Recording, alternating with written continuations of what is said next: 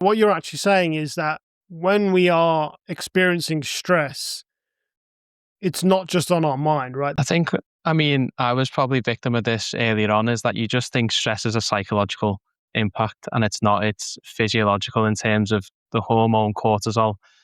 That's a big buzzword at the moment. A lot of women's health is being directed around cortisol, but what that does to your body in terms of releasing energy stores, increasing heart rate, inflammatory responses, it's just this chronic, unnoticed side effect, really, of something that can be managed by simple things. But I think it's just the fact that we don't correlate stress to a physiological response and just treat it as psychological and, oh, we'll get by.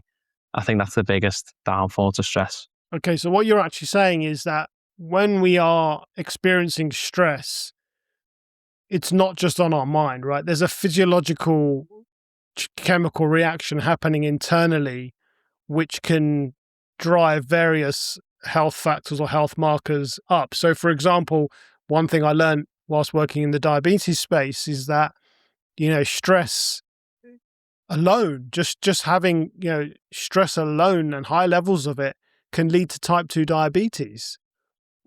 Can we unpick the mechanism behind that a little bit? Oh, yeah. Stress, cortisol. I mean, a lot of people think diabetes is a disease of overconsumption of sugar, when in reality it's an consumption, can't speak today, of fat within the liver and pancreas. So whatever leads to an accumulation of fat within them organs is going to then predispose you to type 2 diabetes. So cortisol, for example, which is released in high levels of stress, it's a weird hormone in terms of, even though you might have a lot of sugar and you've got access to that within the body, it forces your liver to make more sugar through a process called gluconeogenesis.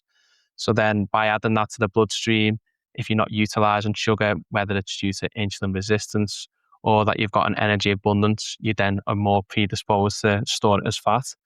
If it's stored as fat in the liver, it gets projected into the pancreas. And type 2 diabetes, as you're probably aware, is one of them is lack of insulin production. The other one is lack of insulin sensitivity.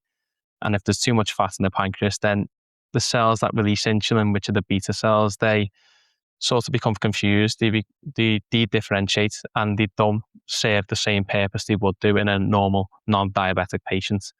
But I looked into cortisol about 6 months ago, and it is just a mind-baffling hormone. It affects everything.